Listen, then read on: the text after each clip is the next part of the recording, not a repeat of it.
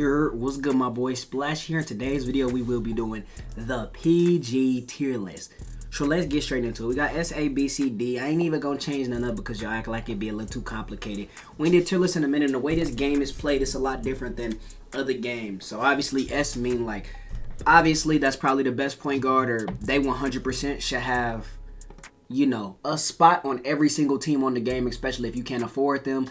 We got A, good, most likely top 5. S, I shouldn't be putting anybody more than 2 or 3 point guards. A shouldn't have anything more than about 4 or 5.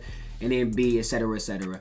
So I'm going to give y'all the player, give y'all the explanation, and you go on with it. First, we got Cade. I think Cade will go right into the A tier because if you know how to dribble, L2 cancel, right stick cancel, anything of that nature. He has the tray escape, which is the best escape for scoring on switch all right now in the game mode. And I think only like 3 people have it. I think it's like him, Clyde, Trey, and like I believe it's one more person I can't think of off the top of my head. But like having the tray escape moves, like dribble move, is like the best.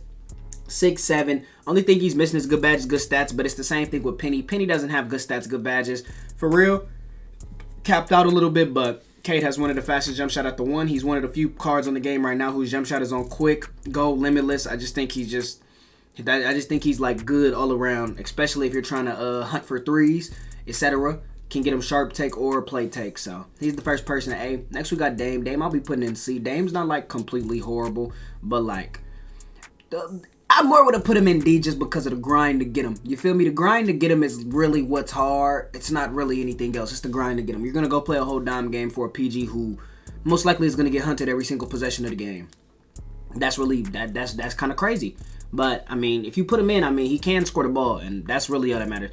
He isn't evoed on this picture, but next we got D-Lo. D-Lo evoed. I will be having D-Lo in the A tier. I know a lot of people might wonder why, but those Evo cards are like the first glitch cards we see, and like they may be the only glitch cards we'll be seeing. We haven't seen Evos probably this good around New Year's Evolution time since probably 20, when Bill Russell went from like a 25 to like a 99-3, stuff of that nature. Like, we got some really good Evo cards. D-Lo gets like a 99 steal. We get to 90 steal. He already has all this. He already has 6 that can put the ball in the hoop easily. His only really flaw is he can't really dunk. And I mean, you're fine with that. So if they're looking to 3 hunt, they have like a D-Book, a Kobe, anything of that nature, and they're only looking to 3 hunt. And I think D-Lo is like your main guy. I think he's like Drew Holiday. Drew Holiday got a little more defense to him, but D-Lo could dribble a little bit better, and he still got defense and could score.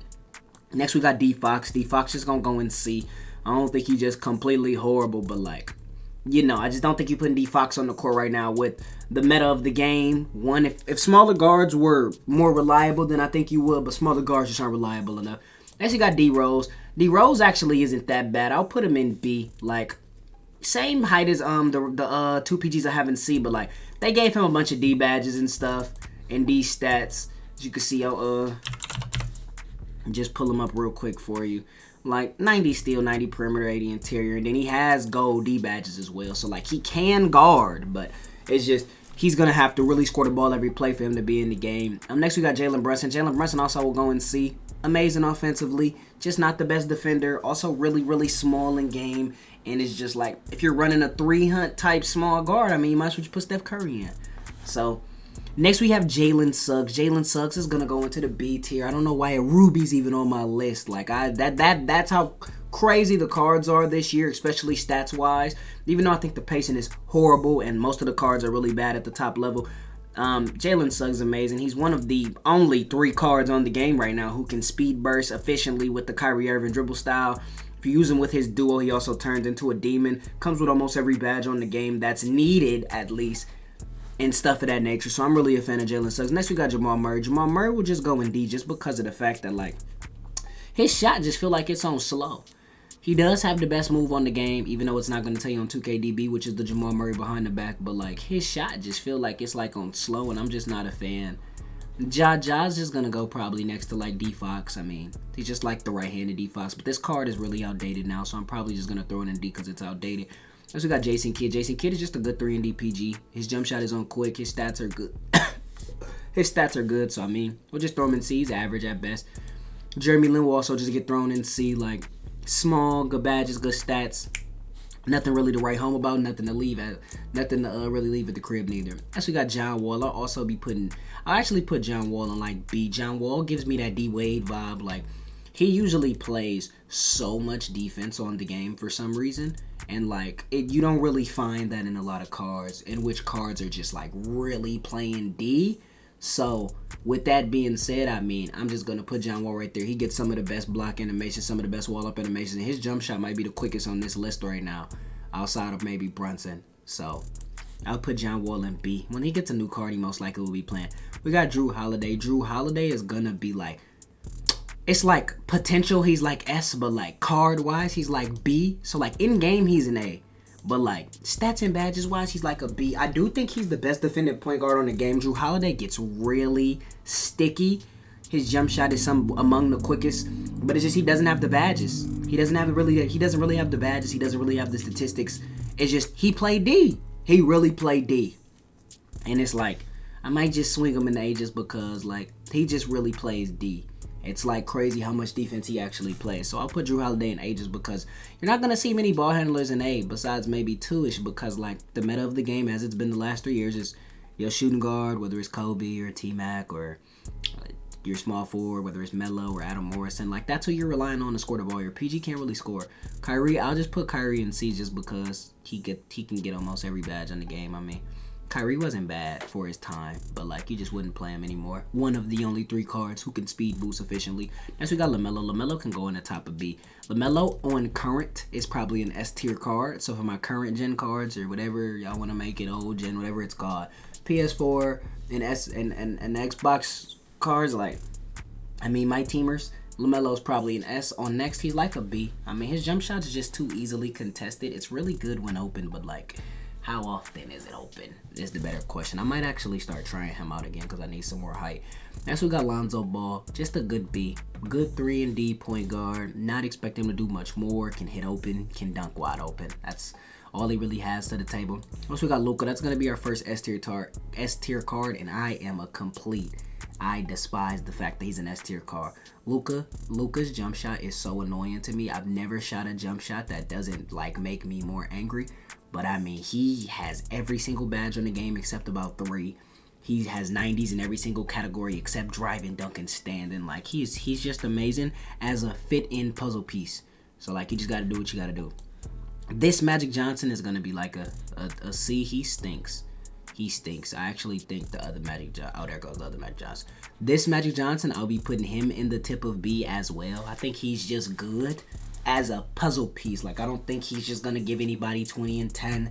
He's just good because he's like a power forward at the one. He's gonna grab you 3 big rebounds that you might have not grabbed if you were running Drew Holiday D-Lo. But Magic could get you like 3 rebounds. He'll hit wide open and he'll dunk if he sets the pick. I mean, that's really all you asking for from your P. Jordan. Now Maurice Cheeks he's Cheeks. Nate Archibald is also Cheeks. Oscar Robertson can also go in D. Patty, I'm putting Patty in C just because he got the best jump shot on the game. He can't be used right now. Hopefully we will get 6 changed on new cards because the pacing is getting boring and we need some scorers. But the jump shot we'll be looking for will be the Patty Mill base with an upper that is not Jerry West. But Patty Mills, I'm just putting him in C because I like his shot. Penny will be at the tip of A. I think Penny is an amazing puzzle piece. Some people like him more than Luka.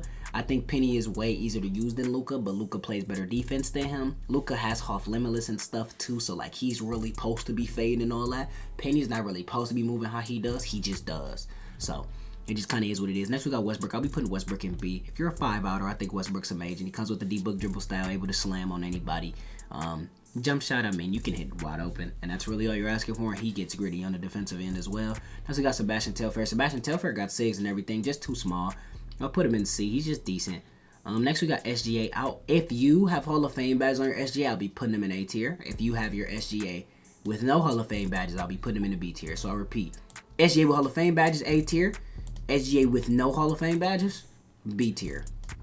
So most people who still got SGA in their lineup probably got him with Hoff badges. So I'll just be putting him in A tier for right now. I think among the like offensive scoring cards on the game right now, like he's by far one of the best. Like among the like best cards on the game right now, he's the best. So like among like the offensive cards, I think only him and D-Book like are really scoring at the PG position at will. If you get what I mean, especially if you throw a few D badges on him so he can defend himself in the paint, stuff of that nature. Like he's amazing. So, but a lot of people didn't go for him. So that's also like a loss on a few people's part. It's not really a fully miss out, but it's okay. Boom. Next we got Sean Livingston. Also, he probably is a C rank card. I haven't even looked at Sean Livingston, so I'd be the last person to tell you. Steph Curry will go in B just because I think he's among the best 300s on the game. They gave him a 99 steal, half glove, half right stick. Like, I think he does like everything he is supposed to do, especially at the PG position. Okay, my editor just came in clutch, so we can actually delete this, and we're just gonna do D-Book right now.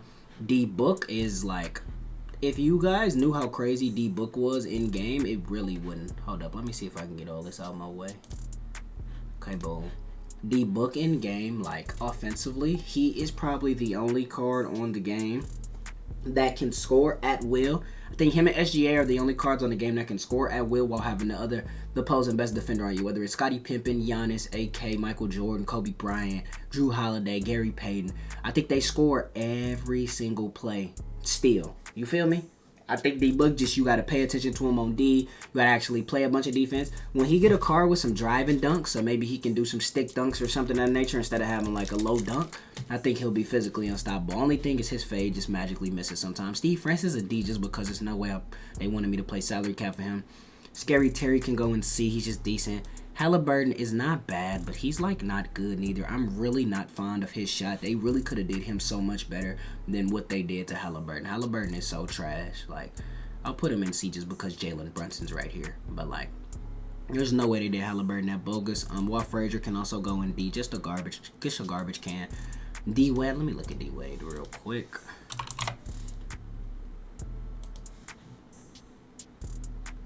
D Wade is just decent. If he gets another card though, he'll probably be kind of hard. But he's just like decent. Yeah, he just like decent. I'll put him in. I'll put D Wade in C. D Wade just is like decent. I'll put him in C. Yeah, probably just a really good 3 and D. He's one of him and John Wall are among like the only like shooting guard, point guard people who get animations of that nature. Gary Payton will also go in B just because he plays amazing defense on the ball, but the meta of the game right now is switch all, and like, you know, you're kind of not really switching all with him in because he won't be able to really stop the center because he's just too small. It's kind of the same with D-Lo, but D-Lo's a little bit like bigger than him. Gilbert Arenas is just a garbage man. Anthony, I actually kind of like Anthony. Anthony's not that bad. I think he's really good at scoring the ball. I just don't think you'd play him. Next we got Dante. Dante is really a toss-up because I think he's like better than Gary because of how good he is on the offensive end. But it's like Gary's better than him on defense, so I'll just put Dante at the tippity top of B. He gets really sticky. He got a lot of aura with his with the way he drip on the court. Like, I'm actually a big fan of Dante's card. I just don't think he's better than the people I have in A. Thing is, I think Dante's like better than Drew, but I think Dante's like not better than Drew. Like, Drew's potential on the court, he play like a S tier. Dante on the court play like a A. You feel me? So I'll just put Dante next to Drew. I'll put Dante next to Drew. And Drew will be over Gary because his shot's better than Gary.